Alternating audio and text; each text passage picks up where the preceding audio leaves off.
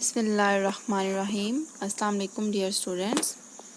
Hope you will be fine. Today our topic is sentences about playground. कुछ फिक्रात जो हम खेल के मैदान के बारे में पढ़ेंगे.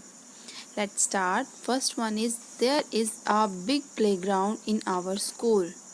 हमारे स्कूल में एक बड़ा खेल का मैदान है. Second one is let's play football. चलो फुटबॉल खेलते हैं. Next one is catch the ball. गेंद को पकड़ो.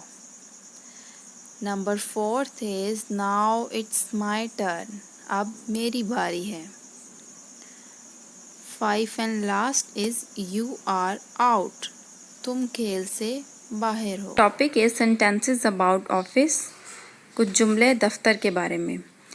Number 1 is where is the office of the principal? Principal का दफ्तर कहाँ है? Number 2 it is in front of the main gate. वो सदर दरवाजे के बिल्कुल सामने है. Number 3 there are many offices in my school.